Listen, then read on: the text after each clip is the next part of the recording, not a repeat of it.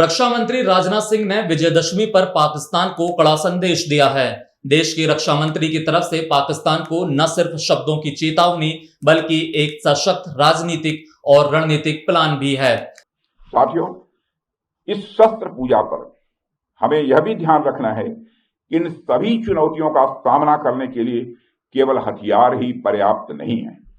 इसके लिए मनोबल, परस्पर एकता और विश्वास भी उतना ही आवश्यक है। और पूरा देश इस बात पर विश्वास करता है कि हमारे सैनिकों के भीतर ये सभी मूल्य विद्यमान हैं। और मुझे गर्व है कि हमारी सेनाओं ने बार बार यह सिद्ध किया है कि केवल शस्त्रों की शक्ति पर नहीं बल्कि अपने साहस और अपने संकल्प की शक्ति पर भी विजय प्राप्त करती है। साथियों, आज 2 अक्टूबर भी है। आज विजयदशमी के साथ साथ गांधी जयंती भी है।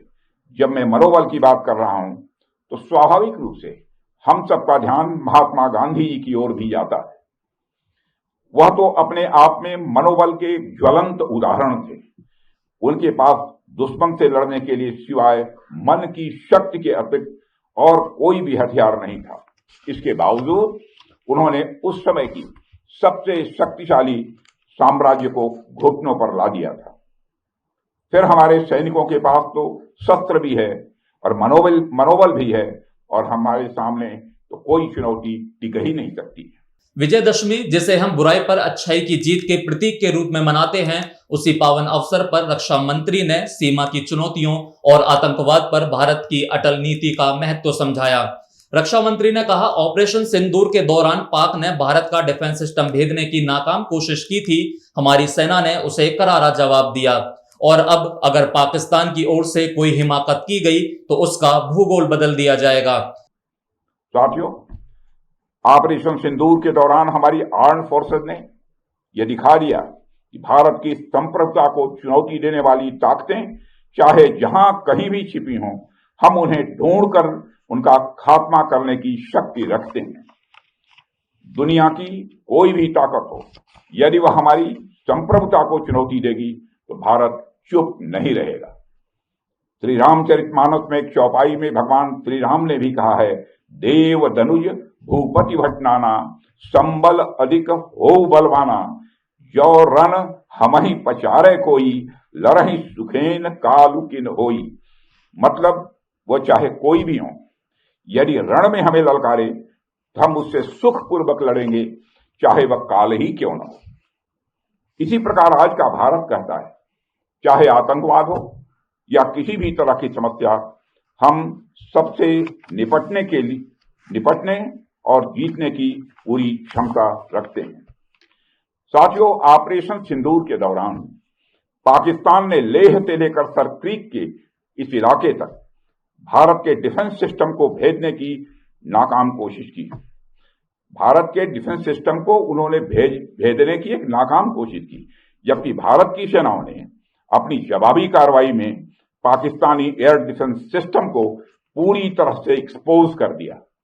सेना के पराक्रम पर बोलते हुए राजनाथ सिंह ने कहा कि भारत की सेनाओं ने अपनी जवाबी कार्रवाई में पाकिस्तानी एयर डिफेंस सिस्टम को पूरी तरह एक्सपोज कर दिया और दुनिया को यह संदेश दिया कि भारत की सेनाएं जब चाहें, जहां चाहें और जैसे भी चाहें पाकिस्तान को भारी नुकसान पहुंचा सकती हैं।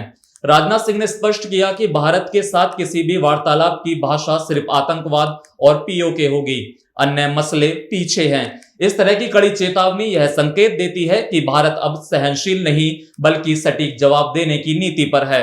रक्षा मंत्री विजयादशमी के अवसर पर गुजरात के कच्छ में सैनिकों के बीच रहे, जहां भुज लक्की नाला सैन्य चौकी में बहु एजेंसी क्षमता अभ्यास और शस्त्र पूजन में शामिल हुए।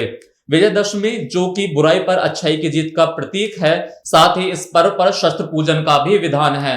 जहां किसान हल की पूजा करता है, लोहार अपने औजारों के सामने खड़े होकर हाथ जोड़ता है, विद्यार्थी अपनी पुस्तकों को अपने मस्तक से लगाता है, इसी प्रकार सैनिक शस्त्रों की पूजा करते हैं। हमारे यहां हथियारों को कभी भी केवल हिंसा का साधन नहीं माना गया है। हमारे लिए शस्त्र केवल एक टूल नहीं है, शस्त्र केवल शक्ति प्रदर्शन के लिए नहीं है, बल्कि हम यह मानते हैं कि शस्त्र धर्म की स्थापना करने के यह साधन है। इसलिए भगवान श्री राम ने अपने धर्म धनुष से अधर्मी रावण का वध किया और मां दुर्गा ने अपने शस्त्रों से असुरों का संहार किया। भगवान कृष्ण के सुदर्शन चक्र ने अधर्मियों को समाप्त किया। शस्त्र भक्ति आसुरी ताकतों के खिलाफ दैवी शक्ति के विजय का यह महात्म्य दर्शाती है।